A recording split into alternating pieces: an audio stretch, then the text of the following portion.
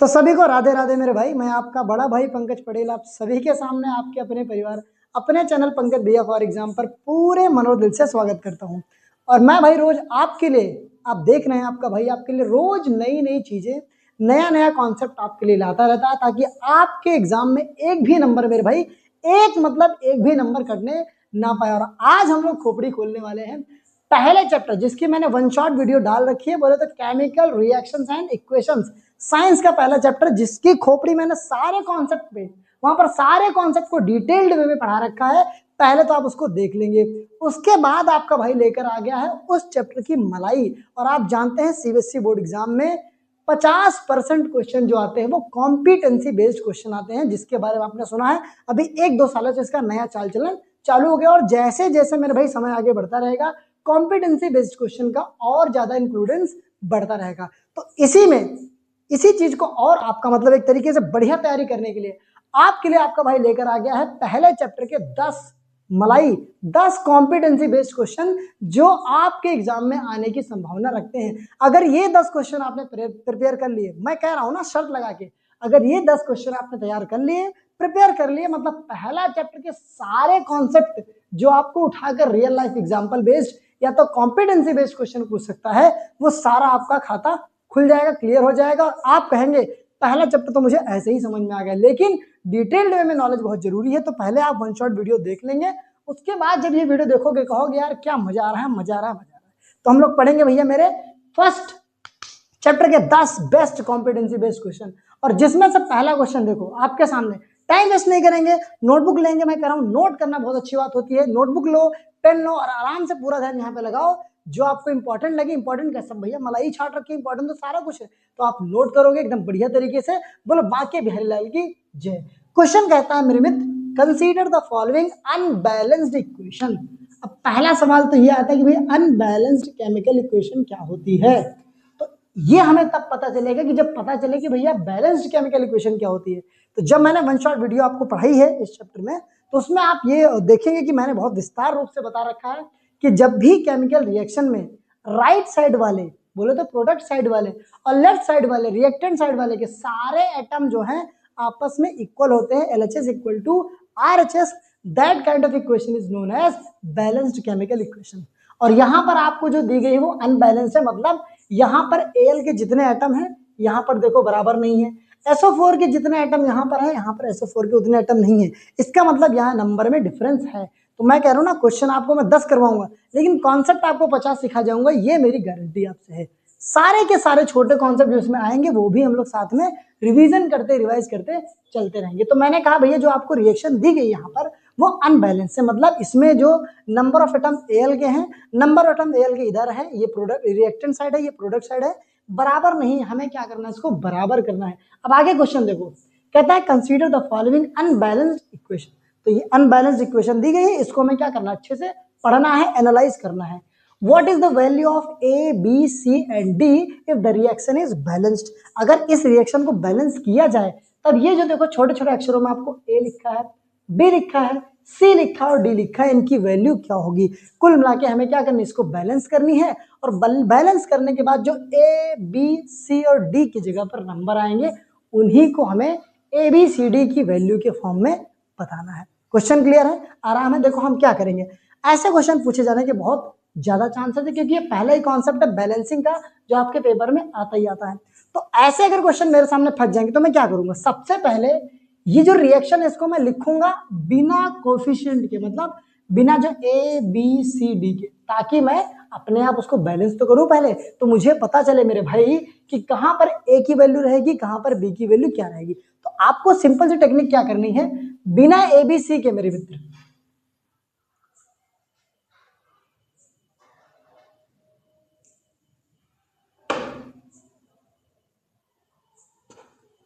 तो बिना ABC के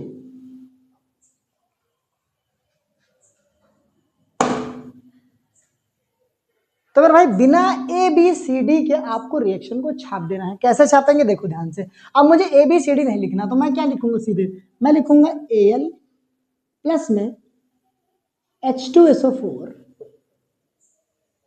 एरो, मतलब गिव रेस टू Al2SO4 का होल थ्राइस प्लस में H2। क्या करना है बैलेंस करने में? अगर ABCD या फिर XYZ की वैल्यू पूछी जाए, आगे छोटा छोटा नंबर लगा के, इसका मतलब आपको वहां पर पहले रिएक्शन को बैलेंस करना पड़ेगा। तो मैं बैलेंस करने के लिए क्या करूंगा, पहले तो मुझे ABC की वैल्यू भी नहीं पता, तो मैं इसको नोट नहीं करूंगा। अपने हिसाब से जो मुझे तरीका आता है बैलेंस करने का, उस हिसाब से मैं क्या करूंगा, रिएक्शन को बैलेंस करूंगा। चलो बैलेंस करो मेरे हिसाब से। सबसे पहले देखो एल यहाँ पर कितना है, 1 है, यहाँ पर 2 है, तो क्या करेंगे, सबसे पहले जिम्मेदारी है यहाँ पर एल को बना दो 2। अब देखो एल यहाँ पर 2 हो गया, एल यहाँ पर भी 2 हो गया। अब देखो मेरे भाई एस कितने हैं, 3 है। एस कितने हैं, 3 है।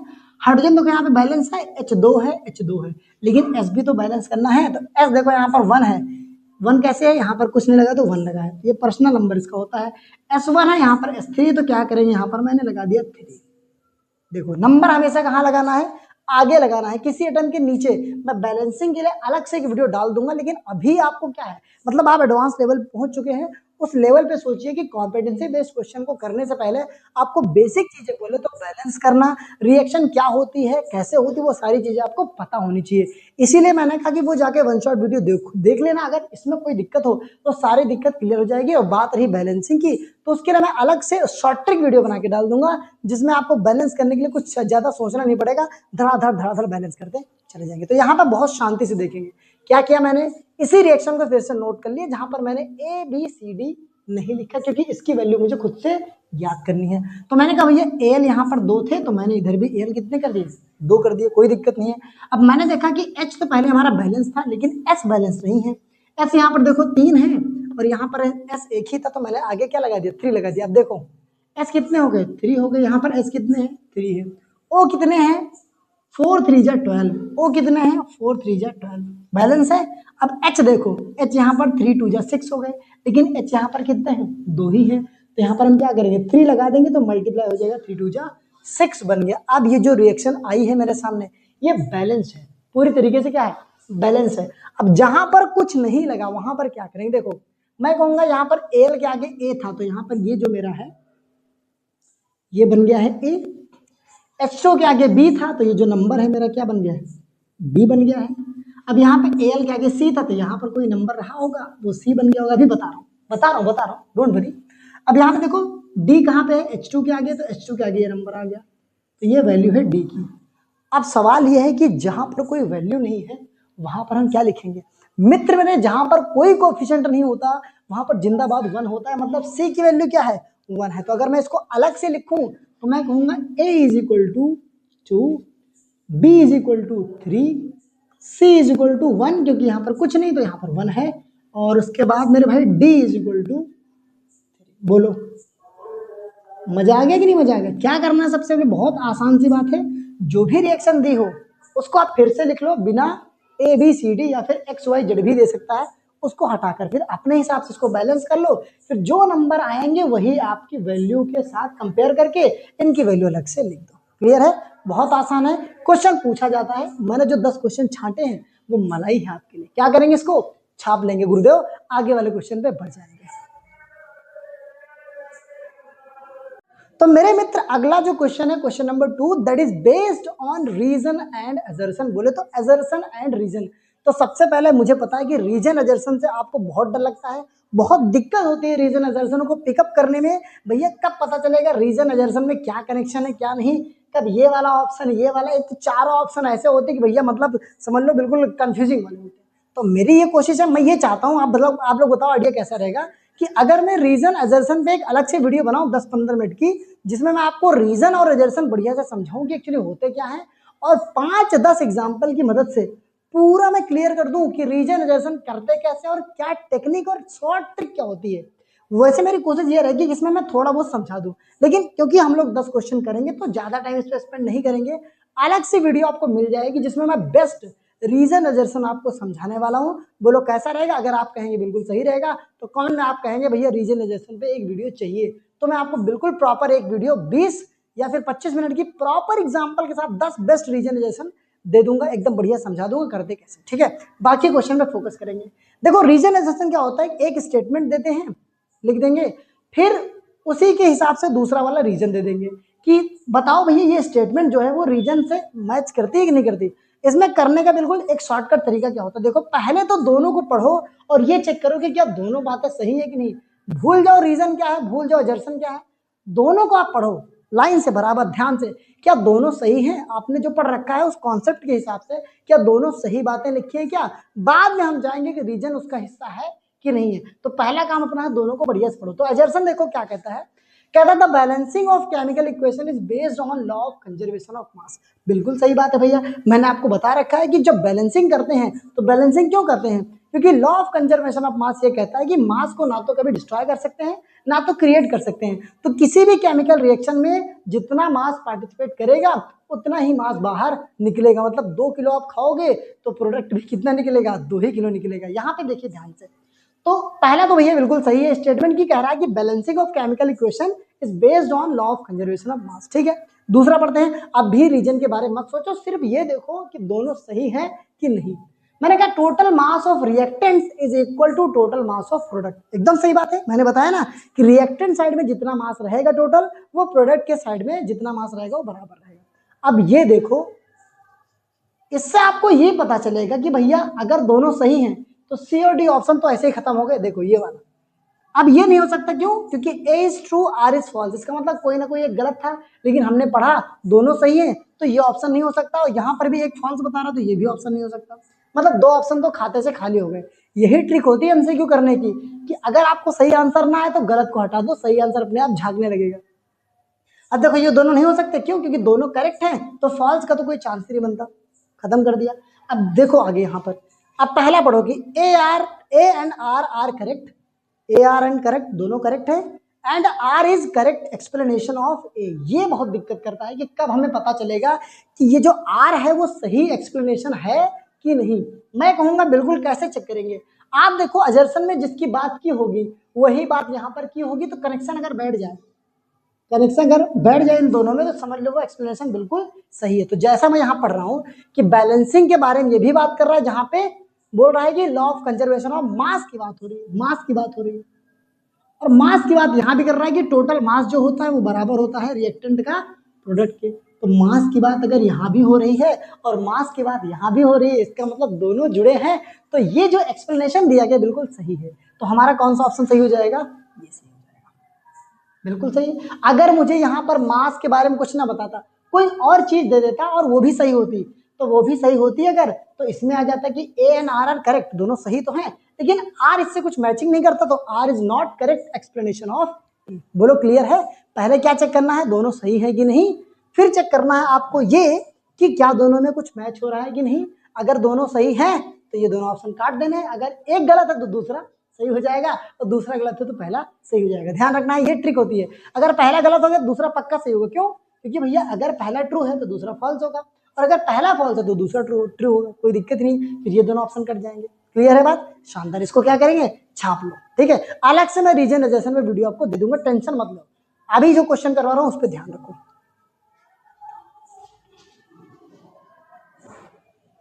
तो आ गया है अगला सवाल, दैट इज क्वेश्चन नंबर 3, और मैं कहूंगा पिछला क्वेश्चन जो मैंने पढ़ाया उससे कुछ ना कुछ रिलेशन इसका भी है। तो क्या करेंगे, पूरी ऊर्जा के साथ सीखेंगे मेरे भाई। क्वेश्चन नंबर 3 कहता है what is the basis of balancing chemical equation. लो, अभी पीछे ही तो पढ़ाया कि बैलेंस करते हैं तो क्या मेन बेसिस रहता है, किस प्रिंसिपल पे बैलेंस करते हैं। कहेंगे गुरुजी आपने ये बताया कि भैया law of conservation of mass, मतलब mass can neither be created nor be destroyed. ये बेसिस होता है हमारा किसी भी रिएक्शन को बैलेंस करने का, क्योंकि ये कहता है कि जितना रिएक्टेंट साइड में मास रहेगा सभी का, उतना ही प्रोडक्ट साइड में भी मास रहेगा। इसका मतलब ये लॉ ऑफ कंजर्वेशन ऑफ मास की बात कर रहा है। तो पहला आंसर तो आप यही छाप देंगे कि बेसिस क्या रहने वाला है, इसका बेसिस रहने वाला है मेरे भाई law of conservation of mass. Clear है बात, एकदम सिंपल सी है कि किसी भी रिएक्शन को अगर बैलेंस कर रहे हैं तो क्यों बैलेंस कर रहे हैं, क्योंकि ये लॉ ऑफ कंजर्वेशन ऑफ मास को फॉलो करता है।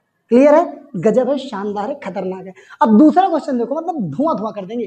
कहता है राइट अ बैलेंस्ड, यहाँ पे स्पेलिंग गलत है, कहेंगे भैया बैलेंस नहीं बैलेंस्ड होता है, बैलेंस होने के बाद वाली बात कर रहा है।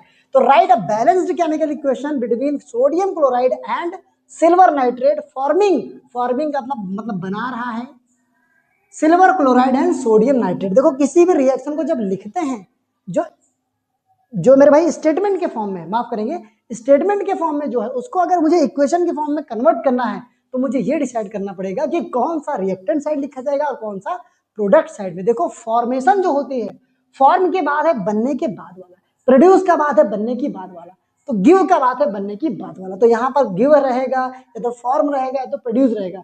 इन सबसे हम ये समझेंगे प्रोड्यूस होने वाले की बात। तो फॉर्मेशन के बाद, प्रोड्यूस के बाद जो रहता है ये मेरे भाई होता है प्रोडक्ट। बना है तो ये प्रोडक्ट होता है, ध्यान रखेंगे कभी भी। और इसके पहले जो रिएक्ट कर रहे हैं ये होते हैं रिएक्टेंट। अब लिखते कैसे हैं देखो ध्यान से। आप क्या कहेंगे, पहले तो मैं मोटा मोटा लिख लेता हूं कि रिएक्टेंट क्या है और प्रोडक्ट क्या है। इस स्टेटमेंट के हिसाब से फॉर्मूला बाद में लिखूंगा। तो मैं कहूंगा भैया पार्ट नंबर 2 में जब मैं गया तो मैंने कहा कि सिल्वर क्लोराइड रिएक्ट हो रहा है, मतलब प्लस हो रहे, दोनों आपस में भिड़ रहे हैं, जुड़ रहे हैं। किसके साथ, सॉरी मेरे सोडियम क्लोराइड, एक मिनट माफ करेंगे, मुंह से निकल गई। सोडियम क्लोराइड प्लस में मेरे भाई सिल्वर नाइट्रेट, ठीक है, सिल्वर नाइट्रेट दे रहे हैं, मतलब गिव, एरो बना देंगे, क्या दे रहे हैं, सिल्वर क्लोराइड प्लस मेरे भाई बन रहा है सोडियम नाइट्रेट। अब क्वेश्चन में देखो दो चीजें आपको कही, पहले तो इसका क्वेश्चन बनाओ, दूसरा क्या करो, बैलेंस करो। बैलेंस करना पड़ेगा, देखो ध्यान से। मैं कहूंगा भैया ठीक है, सोडियम क्लोराइड का फॉर्मूला क्या होता है, पूरी दुनिया को पता है, बच्चों को, NaCl is the formula of sodium chloride. Silver nitrate का मैं कहूंगा बच्चा ही बोल देगा, Ag मतलब सिल्वर, NO3 मतलब नाइट्रेट। बोलो बाकी बिहारीलाल की जय। एरो बना दिया हमने, बन गया सिल्वर क्लोराइड। भैया बच्चा जानता है कि AgCl, चलो सिल्वर क्लोराइड मतलब Ag, चलो AgCl जो है फॉर्मूला होता है मेरे भाई सिल्वर क्लोराइड का। तो मैंने कहा कि जब NaCl रिएक्ट कर रहा है AgNO3 के साथ, तो पहला जो कंपाउंड बना रहा है उसका नाम है AgCl। प्लस में जो दूसरा कंपाउंड बना रहा है सोडियम नाइट्रेट, सोडियम का मतलब Na होता है, नाइट्रेट का मतलब NO, बन गया NaCl प्लस AgNO3, AgCl बन गया, NaNO3 बन गया। क्लियर है बात, शानदार, खतरनाक। देखो अब देखो ध्यान से कि अब यहाँ पे देखो कि क्या बैलेंस है कि नहीं। देखो Ag यहाँ पर एक है, Ag भी एक है, Cl एक है, Cl भी एक है, कोई दिक्कत नहीं। Na एक है, Na भी एक है, NO3 मतलब N एक है, N एक है, O एक है, O तीन है, O तीन है, मतलब this reaction is already balanced. आपको कुछ करना ही नहीं है। तो ये भैया पहले ही क्या है, बैलेंस है मेरे मित्र। मान लो आपसे ये भी पूछ ले, मैंने कहा ना क्वेश्चन एक करवाऊंगा, कॉन्सेप्ट 3 बताऊंगा। अगर ये भी पूछ ले कि which type of reaction is this, तो मैं कहूंगा मुन्ना, मैं कहूंगा जो टाइप रिएक्शन का बनेगा मित्र मेरे, टाइप जो बनेगा, देखो Na था, NaCl के साथ, NO3 के साथ चला गया, जो यहाँ पर है, फिर से समझो, NaCl है साथ में, AgNO3 है साथ में। अब वहां पे देखो Ag चला गया Cl के साथ और Na चला गया NO3 के पास, मतलब आपस में अदला बदली कर ली है। तुम्हारी महिला मित्र मेरी महिला मित्र तुम्हारी, आपस में अदला बदली जब हो जाए, इसका मतलब है एक्सचेंज ऑफ आयंस होना। और ध्यान करो, अगर बिल्कुल ध्यान पूर्वक, तो कहोगे एक्सचेंज ऑफ आयंस मतलब डबल डिस्प्लेसमेंट रिएक्शन मेरे भाई। इसका मतलब ये जो टाइप है रिएक्शन की कौन सी है, प्यार से बोलो जय माता दी, डबल डिस्प्लेसमेंट रिएक्शन। बात समझ में आती है, क्यों है डबल डिस्प्लेसमेंट रिएक्शन, क्योंकि आपस में आयंस क्या हो जा रहे हैं, एक्सचेंज हो जा रहे हैं। क्लियर है बात। अच्छा AgCl, एक और चीज लिख लो इंपॉर्टेंट, मैंने कहा ना कॉन्सेप्ट छील दूंगा पूरा। AgCl जो होता है मेरे भाई वो नीचे सेटल डाउन हो जाता है, इसका मतलब ये बनाता है प्रेसिपिटेट क्या होता है, insoluble compound that settles down. भैया ऐसा इंसॉल्युबल कंपाउंड जो सेटल डाउन हो जाता है उसी को प्रेसिपिटेट बोलते हैं, और ऐसे रिएक्शन को बोलते हैं प्रेसिपिटेशन रिएक्शन। तो आप इसके दो नाम लिख सकते हैं, एक तो डबल डिस्प्लेसमेंट रिएक्शन भी लिख सकते हैं, और अगर आपको पता है कि AgCl प्रेसिपिटेट बनाएगा तो यहाँ पर आप प्रेसिपिटेशन रिएक्शन भी लिख सकते हैं। कैसा रहा, बाकी बेहद ललगीजिए, क्या करो जल्दी जल्दी छापो, जल्दी, बहुत इंपॉर्टेंट चीज है। क्वेश्चन नंबर 4 मेरे भाई, अगर बात कर रहे हैं केमिकल रिएक्शंस की, और अगर मेरे भाई क्वेश्चन ना आए कि कंप्लीट करो केमिकल रिएक्शंस को, तो भैया समझ लो कॉम्पिटेंसी बेस्ड क्वेश्चन का कोई सवाल ही नहीं है। तो मेरे भाई क्वेश्चन नंबर 4 आ गए हैं, जिसमें आपका क्वेश्चन कहता है complete the following chemical reactions, या तो कंप्लीट द फॉलोइंग रिएक्शंस। तो अगर ये चैप्टर से क्वेश्चन उठे और ऐसा क्वेश्चन ना उठे जिसमें आपको रिएक्शन कंप्लीट करनी पड़ जाए, सवाल ही नहीं है मेरे भाई। इसमें आपको देखो मैं दो चीजें बताऊंगा, पहले तो ये बताऊंगा रिएक्शन कौन से टाइप की है, और दूसरा पहले कंप्लीट कर दूंगा। मतलब मैंने कहा कॉन्सेप्ट एक बताऊंगा, क्वेश्चन एक बताऊंगा, कॉन्सेप्ट दो तीन बताऊंगा। देखो ध्यान से, यहाँ पे मैंने कहा भैया NaOH प्लस H2SO4, ध्यान से देखो कि अब Na जो है वो H से ज्यादा रिएक्टिव होगा, बिल्कुल होगा। तो NaH को लपेट देगा और किसके साथ चला जाएगा, SO4 के साथ।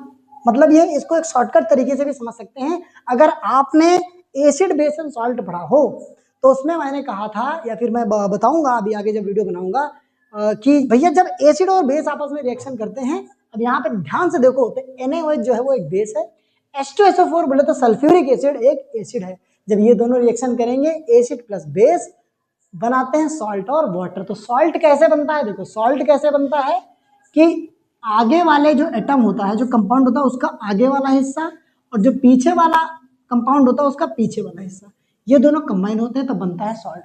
ऐसे मत ज्यादा मत जाओ डीप में, मैं कहूंगा भैया Na जो है वो कहीं ना कहीं H से ज्यादा रिएक्टिव होगा, तो H को लपेट देगा, रिप्लेस कर देगा। Na अगर H की जगह पे मतलब हटा देगा और H की जगह आ जाएगा, तो SO4 Na के साथ चला गया।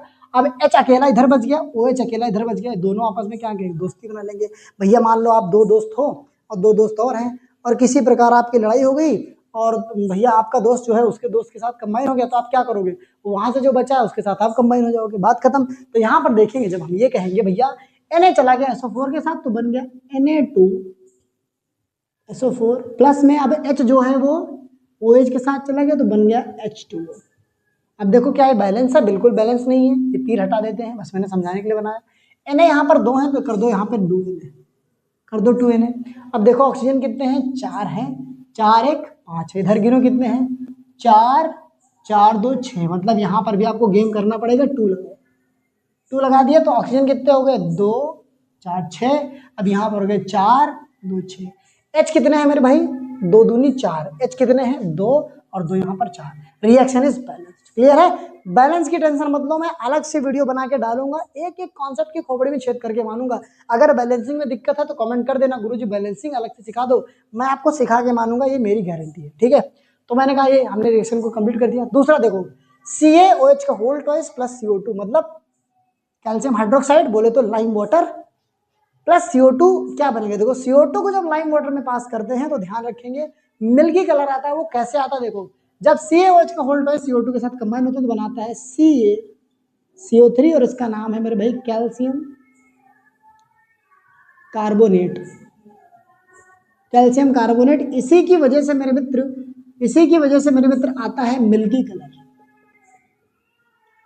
Milky colour. तो अभी क्वेश्चन में मान लो आपसे पूछ ले जाए क्वेश्चन में कि when CO2 is passed through lime water it gives milky color, name the compound that is responsible for milky color, और उस कंपाउंड का नाम हो जाएगा कैल्शियम कार्बोनेट, और कैल्शियम कार्बोनेट के साथ बन जाएगा मेरे भाई H2O। तो रिएक्शन आपके लिए इंपॉर्टेंट है, मैंने मार्क कर दिया है, मतलब इंपॉर्टेंट है। इसको थोड़ा नीचे लिख लें, तीसरे पार्ट को नीचे लिख लेते हैं। कभी कह रहा था कि FeSO4 को उसने कर दिया हीट, तो क्या बनेगा। अब देखो FeSO4 को अगर हीट किया हमने तो क्या बनने वाला है, देखो क्या बनने वाला है। तो जब ऐसी FeSO4 को हीट किया जाता है तो सबसे पहले तो आयरन ऑक्साइड निकलता है, दैट इज Fe2O3। अरे कहाँ Fe2O3 प्लस में 2 गैस निकलती है, एक तो SO2 प्लस में SO3। देखो इसका नाम क्या हो जाएगा मेरे भाई, आयरन ऑक्साइड हो जाएगा, आयरन ऑक्साइड हो जाएगा, या तो फेरिक ऑक्साइड कह सकते हो। दूसरा यहाँ पे सल्फर डाइऑक्साइड, ये तो सल्फर डाइऑक्साइड होगा। अब इसमें 3 ऑक्सीजन है तो ये बन गया सल्फर ट्राइऑक्साइड,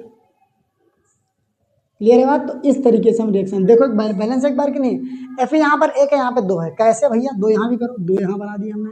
Fe 2 हो गया, आप कंबाइन करो, और O कितने हैं देखो, 3 2 5 5 3 8, ठीक है। यहाँ देखो 4 दूनी 8, काम खत्म। S कितने हैं, 1, S कितने हैं, 1 नहीं 2 हैं, तो हमें लगाना पड़ेगा यहाँ पे 2। देखो 2 लगाओ, 2 लगाओ, 2 लगाओ, 2 लगाया, आप गिनो, अब ऑक्सीजन कितने हो गए 3। अच्छा अरे भैया मेरे S2 हैं तो कहाँ से परेशान हो रहे, एक ऐसे एक ऐसे और ऐसे यहाँ पे, तो बैलेंस है, कोई दिक्कत नहीं, परफेक्टली बैलेंस, ठीक है, बिल्कुल क्लियर, आराम से, खतरनाक, शानदार, जबरदस्त। क्या करेंगे, छापेंगे। इसमें इन तीनों में से जो रिएक्शन इंपॉर्टेंट है आपके लिए वो ये है ज्यादा, ठीक है। बाकी हर रिएक्शन जो मैं लिखवा रहा हूँ आपको कोशिश करनी है। और एक चीज मैं और बोल देता हूँ, एनसीईआरटी में जितनी रिएक्शन है वो रिएक्शन आपको आनी ही चाहिए, उनसे बाहर रिएक्शन आने का सवाल तो पहली बात आता नहीं है, लेकिन जो रिएक्शन आएंगे बाहर से मैं आपको इतने कॉन्सेप्ट दे दूंगा कि वो रिएक्शन आप आराम से उड़ा दोगे। जल्दी से छापो, जल्दी से छापो।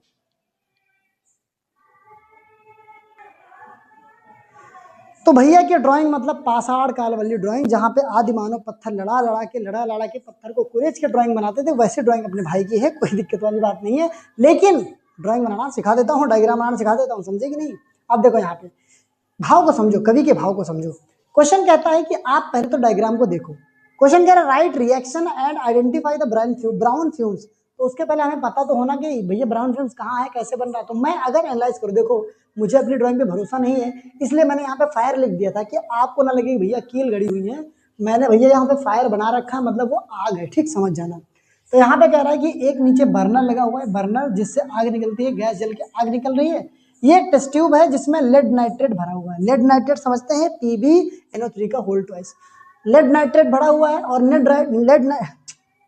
लेड नाइट्रेट भरा हुआ है। लेड नाइट्रेट को हीट कर रहे हैं, तो हीट करने के बाद यहाँ से गैस निकल रही है जो किस कलर की है, ब्राउन कलर की। फ्यूम का मतलब हो गया गैस, और कलर कैसा है, ब्राउन। तो हमें एनालाइज करना है और ये समझना है कि भैया ब्राउन फ्यूम जो है वो क्या है, और यहाँ पर जो रिएक्शन ये बन रही है उस रिएक्शन को कैसे लिखेंगे। देखो ध्यान से, मैं कहूँगा मोटी मोटी बात यहाँ पर ये कर रहा है कि भैया लेड नाइट्रेट को इसमें ले रखा है, लेड नाइट्रेट को, और इसको क्या कर रहा है, तगड़े तरीके से हीट कर रहा है। हीट करने से कुछ यहाँ पे कंपाउंड बन रहा है, कंपाउंड मतलब, और एक चीज बन रही है जो ब्राउन कलर की है, ब्राउन फ्यूम्स। तो ये तो हो गई मतलब मोटी मोटी बात, मुझे समझ में आ गई। इतनी चीजें मुझे यहाँ पे डायग्राम में दिख रही है कि लेड नाइट्रेट को क्या किया जा रहा है, हीट किया जा रहा है, जिससे कुछ ना कुछ कंपाउंड बन रहा है और ब्राउन कलर की गैस मतलब फ्यूम निकल रही है। अब ध्यान से समझो, एक ही गैस है जो ब्राउन कलर की है। आपके 10th लेवल एनसीईआरटी में एनसीईआरटी मैया कहती हैं कि एक ही गैस है जो ब्राउन कलर की, आपको ध्यान रखनी है। वो मेरे मित्र है नाइट्रोजन डाइऑक्साइड, बोले तो NO2। जिंदाबाद। इसका मतलब जो गैस यहाँ पर निकल रही ब्राउन फ्यूम से वो क्या है, NO2 है। तो रिएक्शन कैसे लिखेंगे, मैं कहूंगा भैया ब्राउन फ्यूम जो है, ब्राउन फ्यूम जो है it is of nitrogen dioxide. मतलब भैया क्या है, NO2 की गैस जो निकल रही है वही है हमारी ब्राउन फ्यूम्स कहला रही है। अगर मैं इस रिएक्शन को लिखूं, यहाँ पर नीचे लिख के यहाँ लिख दूं, कोई दिक्कत वाली बात नहीं है। तो मैं कहूंगा PbNO3 का होल ट्वाइस, मतलब ये मैंने जो लिखा है वो लेड नाइट्रेट है। This is the formula of lead nitrate. PbNO3 को हीट किया जा रहा है, लेड नाइट्रेट को हीट किया जा रहा है, और जब हीट किया गया तो सबसे पहले क्या बनेगा, देखो मेरे भाई बनेगा लेड ऑक्साइड। लेड ऑक्साइड का फॉर्मूला लिखते हैं सीधे, PbO बन गया, प्लस में बनेगा मेरे भाई NO2, प्लस में बनेगा O2। लो बात खत्म कर दो यहीं पे। PbO क्या है मेरे भाई, लेड ऑक्साइड। और फिर से बता दो इसका कलर क्या होता है, अरे वही अपना फेवरेट येलो कलर, समझ रहे हो। सुबह सुबह दर्शन कर लेते हैं तो येलो कलर, किसके दर्शन करते हैं, सूर्य दादा के। येलो कलर उनका भी होता है, गलत मत समझना, ठीक है। वैसे जो समझे वही सही है।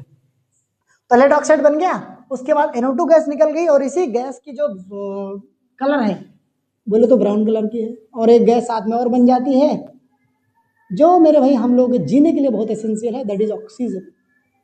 तो this is the reaction of this decomposition. अगर मैं कह दूं कि कौन से टाइप की रिएक्शन है, तो आप कहेंगे हीट की जा रही है और एक कंपाउंड कई और प्रोडक्ट में टूट रहा है, इसका मतलब ये डिकम्पोजिशन है। और कौन सा डिकम्पोजिशन है मेरे भाई, हीट की वजह से हो रहा है। हीट की वजह से हो रहा है तो मेरे भाई ये कौन सा है, thermal decomposition. Thermal decomposition. Clear है बात, क्लियर है बात। मैंने कहा अगर हीट कर रहे हैं और टूट रहा है कंपाउंड, तो पहले तो टूटने का मतलब क्या होता है, डिकम्पोज होना। और किसकी वजह से टूट रहा है, हीट की वजह से, इसीलिए इसका नाम हो गया थर्मल डिकम्पोजिशन रिएक्शन। क्लियर है बात, शानदार, खतरनाक। क्या करें, इसको छाप लेंगे, बहुत इंपॉर्टेंट रिएक्शन है, क्वेश्चन में आया है तो मैंने करवा दिया, छापो।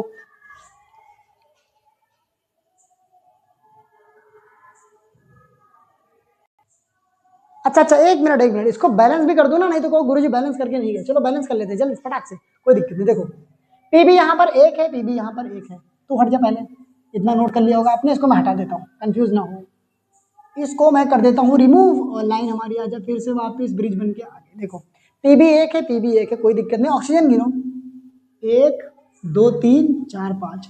जब भी किसी एटम का नंबर ऑड निकले, 5 7 11 9 3, तो पहले उसको इवन बनाओ। इवन कहाँ बनाओगे, यहाँ पर इवन पहले से ही है, यहाँ भी इवन है, यहाँ पर ऑड है, तो यहाँ पे लगा दो 2 से मल्टीप्लाई, शॉर्टेस्ट इवन नंबर 2 है, 2 से मल्टीप्लाई करोगे इवन बन जाएगा। अब ऑक्सीजन कितने हैं, 2 हो गए।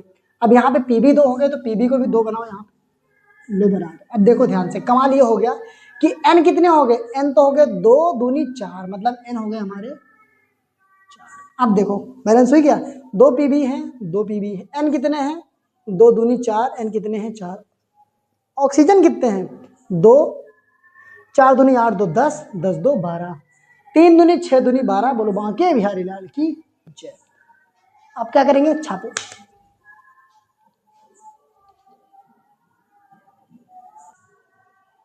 क्वेश्चन नंबर 6 बोले तो what happens when sodium sulphate is added to solution of barium chloride. तो कहता है क्या होगा अगर सोडियम सल्फेट को हम लोग बेरियम क्लोराइड के सोल्यूशन में डाल दें, तो भैया क्या चेंज आएगा, क्या रिएक्शन रहेगा। आगे क्वेश्चन पढ़ो, कहता है right the chemical reaction and also right type of reaction. पहले तो आपको लिखना है कि भैया केमिकल रिएक्शन जो हो रही है उसकी इक्वेशन बना के, दूसरा कौन से टाइप की रिएक्शन है। क्या करेंगे, खोपड़ी में छेद करेंगे मित्र। देखो ध्यान से, मैंने कहा पहले देखो रिएक्टेंट क्या है, तो मेरा भाई कह रहा है कि किसको किसको ऐड किया जाता है, सोडियम सल्फेट को मिलाया जा रहा है किसमें, बेरियम क्लोराइड में। मित्र कहानी ऊपर से ये है कि कहता है कि भैया सोडियम सल्फेट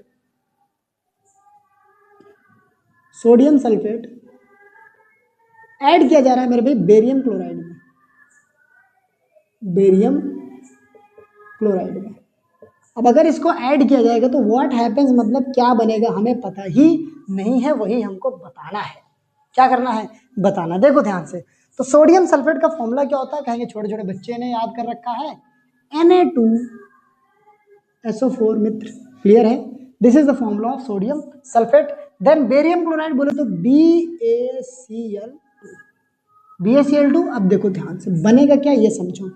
अब देखो जब भी ऐसा रिएक्शन है जिसमें 2 कंपाउंड, एक यहाँ पर एक यहाँ पर, आगे वाला जो एटम होगा कोई ना कोई तो मजबूत होगा ही, मतलब कोई ना कोई एक दूसरे से स्ट्रांग होगा। मतलब यहाँ पर आप देख पाओगे जब रिएक्टिविटी सीरीज पढ़ोगे तो Na जो है वो Ba से स्ट्रांग है। अगर ये भी आपको नहीं याद है तो आप ये समझ लो इन दोनों में कोई ना कोई तो ताकतवर होगा ही होगा, मतलब कोई ना कोई ताकतवर होगा तो किसी दूसरे को धक्का मारेगा। मतलब Na जो है अगर ताकतवर है तो Ba को लपेटेगा, अगर निकल पहली फुर्सत में।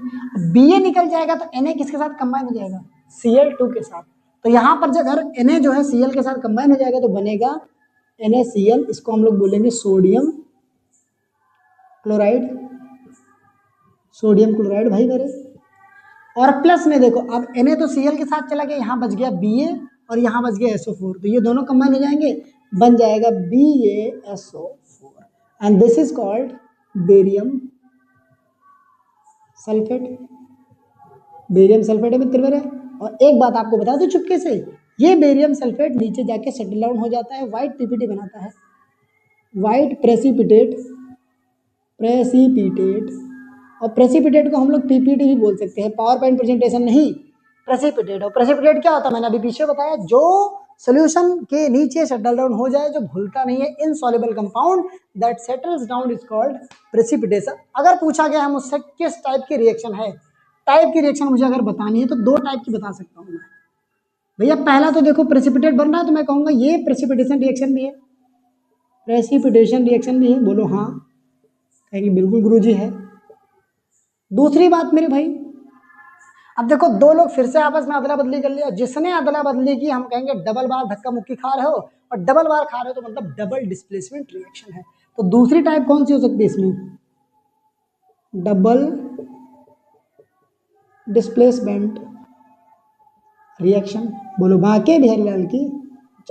क्लियर है? तो दीज आर द टाइप्स, दोनों ही आप लिख सकते हो, दोनों ही आंसर सही माने जाएंगे। क्लियर है? क्या करो, छाप लो, क्योंकि एनसीईआरटी मैया में यही रिएक्शन है जो डबल डिस्प्लेसमेंट में दी गई है और ये एक्टिविटी में भी दी गई है। मतलब ये झिंगा वाला इंपॉर्टेंट क्वेश्चन, मार्क कर दो। मलाई छाट के तो वैसे भी दे रहा हूँ, उसमें से भी जो मलाई है वो भी आपको बता दे रहा हूँ मैं, ठीक है? तो इसको छापेंगे, इंपॉर्टेंट क्वेश्चन है, थोड़ा बैलेंस कर लो। Na2 है तो यहाँ पे 2 कर दो, और कहीं पे कोई दिक्कत होगी नहीं। देखो Cl 2 हो गया, Cl यहाँ पे 2 ही है, Ba 1 है, Ba 1 है, S 1 है, S 1 है, O4 है, O4 है, बांके बिहारी लाल की छाप दो फटाक से। क्वेश्चन नंबर 7 पे पहुंच चुके हैं मेरे भाई, और जो खाता खोल रहा है डिकम्पोजिशन रिएक्शन का, कहता है कि decomposition reaction involves some energy. बिल्कुल सही बात है, किसी भी सब्सटेंस को तोड़ना है मेरे भाई, डिकम्पोजिशन का मतलब है टूट जाना, तो और किसी भी सब्सटेंस को तोड़ना है तो किसी न किसी एक्सटर्नल एनर्जी की आवश्यकता होती है, रिक्वायरमेंट होती है। कहेंगे बिल्कुल गुरुजी ठीक बोल रहे हैं आप, एनर्जी की नीड होगी ही होगी, वरना कोई ऐसे नहीं टूटेगा। दो लोगों के रिश्ते को तोड़ने के लिए हमें कुछ ना कुछ एक्स्ट्रा एफर्ट डालना ही पड़ेगा, तभी टूटेगा। इसका मतलब क्या है, जब किसी को तोड़ना है तो कुछ बाहर से एनर्जी लगानी पड़ेगी। तो decomposition reaction involves some energy, बिल्कुल सही बात बोल रहा है। तो आगे कहता है, अब आपकी बारी है, write an example of decomposition reaction using energy as heat light electricity. मतलब कुछ ऐसी रिएक्शन लिख दो जो डिकम्पोजिशन हो, लेकिन वहां पे जो डिकम्पोजिशन हो रही है वहां पर हीट भी लग रही हो, लाइट भी लग रही हो और इलेक्ट्रिसिटी भी लग रही हो। मतलब तीनों एग्जांपल देने हैं, एक में हीट का इन्वॉल्वमेंट करके एज एनर्जी, दूसरे में सनलाइट का बोले तो लाइट का इन्वॉल्वमेंट करके एज एनर्जी, और तीसरे में इलेक्ट्रिसिटी का इन्वॉल्वमेंट करके एज एनर्जी। तो तीनों को मैं समझाऊंगा, बहुत ध्यान से समझ रहा। मैंने कहा जब बात हीट की होगी तो पहला एग्जाम्पल मेरा जो जाएगा, मैं कहूंगा भैया आंसुअर, आंसुअर नहीं आंसर। तो हीट के इन्वॉल्वमेंट के बारे में जब बात होगी तो मैं कहूंगा, आपको अभी मैंने तुरंत बताया, या तो एक बढ़िया एग्जांपल याद कर लो, CaCO3, मतलब कहूंगा कैल्शियम कार्बोनेट।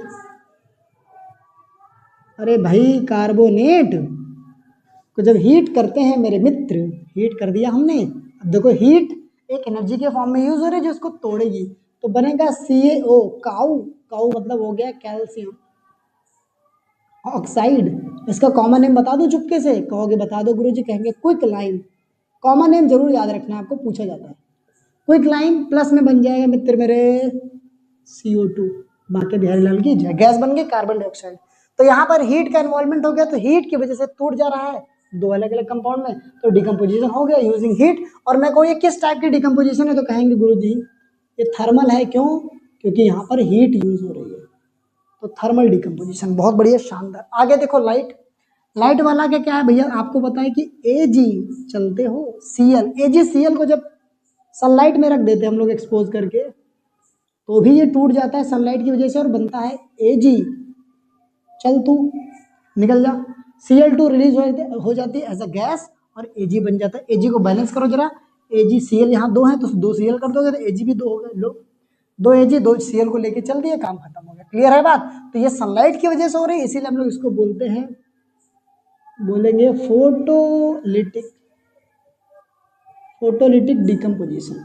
तो यह फोटो का मतलब ही होता है मेरे भाई लाइट, तो फोटो वर्ड जहाँ भी है इसका मतलब क्या है, लाइट। फोटोसिंथेसिस पढ़ा है ना, फोटोसिंथेसिस में फोटो का मतलब ही होता है लाइट, और लाइट बोले तो सनलाइट, सबसे बढ़िया लाइट। देखो अगला हमें एग्जांपल देना है इलेक्ट्रिसिटी को इन्वॉल्व करके, कोई दिक्कत नहीं है, दे देंगे। सभी को पता है NaCl को जब हम पानी में डाल के इलेक्ट्रिसिटी पास करवाते हैं, इलेक्ट्रिसिटी, तो NaCl टूट जाता है Na+Cl2 में। बैलेंस कर दो, यहाँ पे 2 लगा दो, यहाँ पर 2 लगा दो, तो बन गया मेरे भाई Na+Cl2, ये भी गैस बन के ऊपर उठ जाएगा।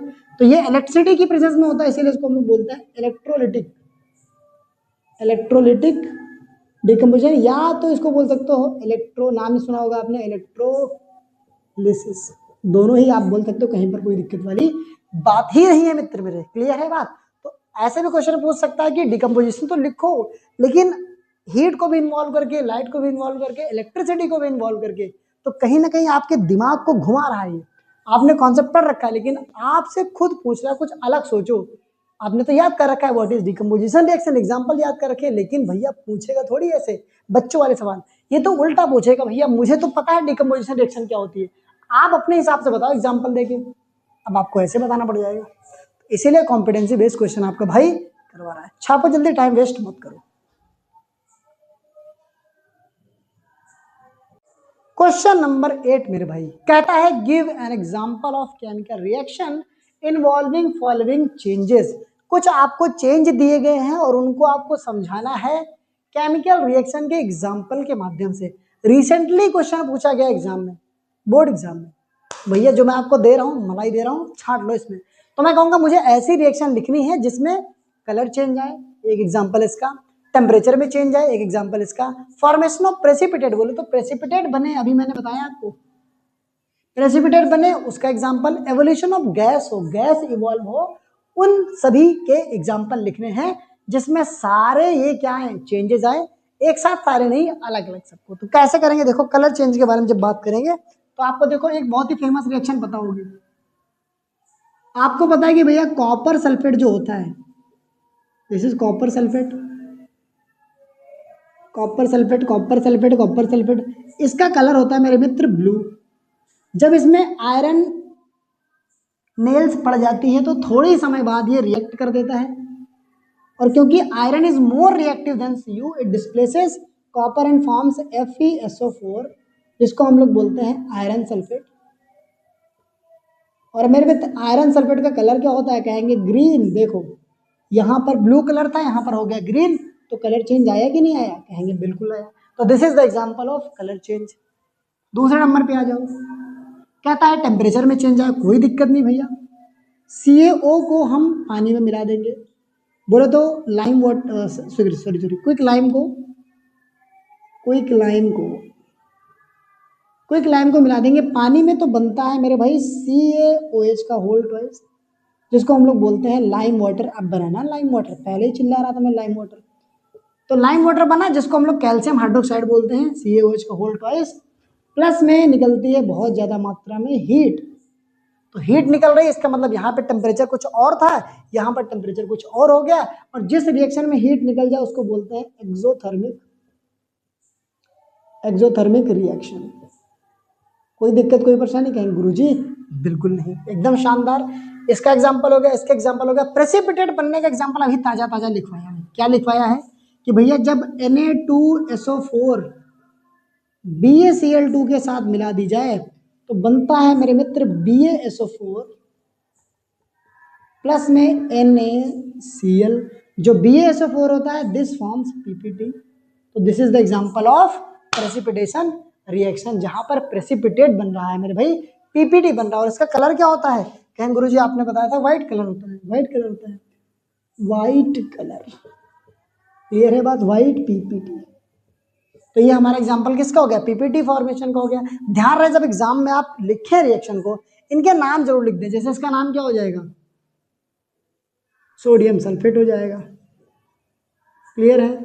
इसका नाम क्या हो जाएगा, बेरियम क्लोराइड हो जाएगा, बेरियम क्लोराइड हो जाएगा। इसका नाम हो गया मेरे भाई बेरियम सल्फेट, बेरियम सल्फेट। और ये बन गया sodium chloride, sodium chloride. Clear है बात को, एकदम देखो बैलेंस कर दो, 2 Na यहाँ है, 2 Na यहाँ कर दो, Na भी बैलेंस हो गया, Cl भी बैलेंस हो गया अपने आप। तो पहला रिएक्शन जिसमें कलर चेंज आ रहा, दूसरे में क्या हुआ, टेम्परेचर चेंज आया, तीसरे में क्या हुआ मेरे भाई, प्रेसिपिटेट बना। चौथा एग्जांपल देखो जरा, गैस बन रही है, गैस बन रही है, गैस बनाना तो आपकी परम महानता है, जिसमें आपने PhD कर रखी है, सिद्धि हासिल कर रखी है, कई सालों की तपस्या आपने हासिल कर रखी है गैस बनाने के लिए। इंस्टेंट गैस निर्माण आप कर देते हैं, समझ गए। तो भैया देखो गैस इवॉल्व हो ऐसी रिएक्शन लिख देते हैं, बिल्कुल कोई दिक्कत वाली बात नहीं है। क्या करेंगे भैया, FeSO4 को हीट कर दो, कुछ मत करो, FeSO4 को क्या कर दो, हीट कर दो। बोले तो ये आयरन सल्फेट है, आयरन सल्फेट को क्या कर दिया हमने, हीट कर दिया मित्र, तो बन गया Fe2O3 प्लस में SO2 जो कि गैस है, प्लस में SO3 जो कि एक और गैस है।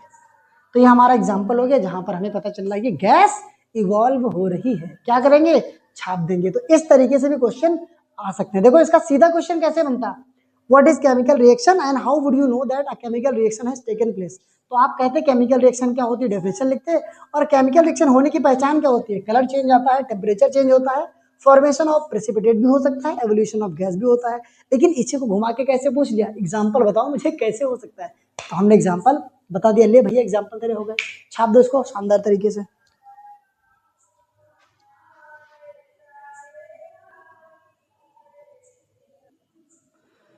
Question number 9 says that identify the type of chemical reaction, मतलब 4 रिएक्शन आपके सामने लिखी हुई है, आपको बताना है कौन सी रिएक्शन किस टाइप की रिएक्शन है।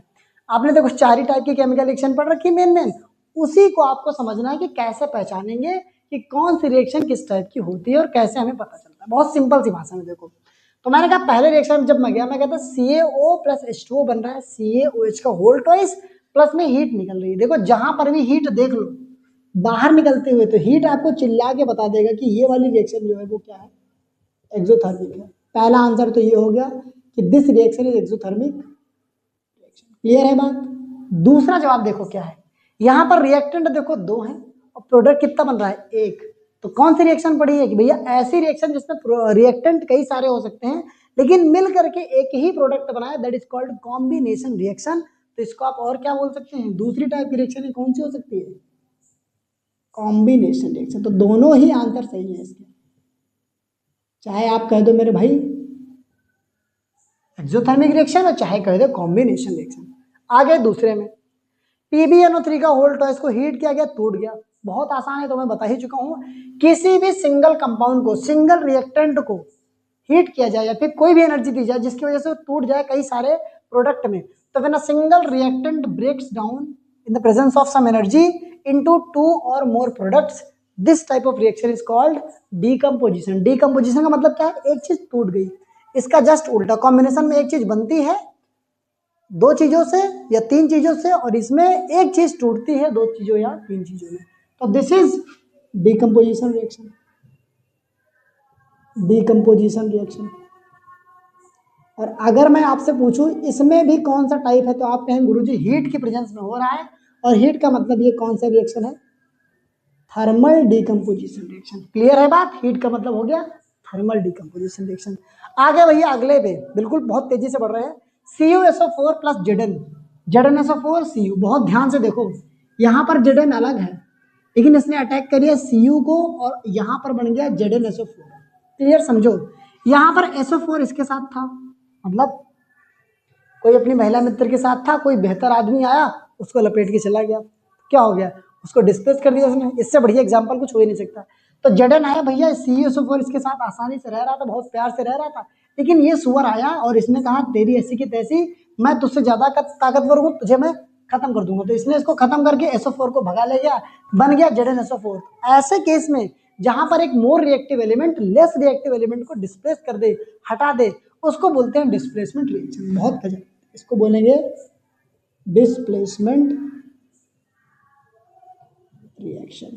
क्लियर है बात, समझ गए। डिस्प्लेसमेंट कब होगी, जब एक कोई एलिमेंट आएगा किसी कंपाउंड में से दूसरे को निकालेगा, उसी कंपाउंड में से जो पार्ट है उसी को अपने साथ भगा ले जाएगा और उसको बेचारे को अकेला छोड़ देगा बेचारा, तो वो डिस्प्लेसमेंट रिएक्शन हो जाती है मेरे मित्र। अगला देखो ध्यान से, PbNO3 का whole twice plus Ki gives rise to PbI2 KNO3। देखो ध्यान से, समझो बहुत ध्यान से, यहाँ पर Pb के साथ कौन है, NO3 है, K के साथ कौन है, I है।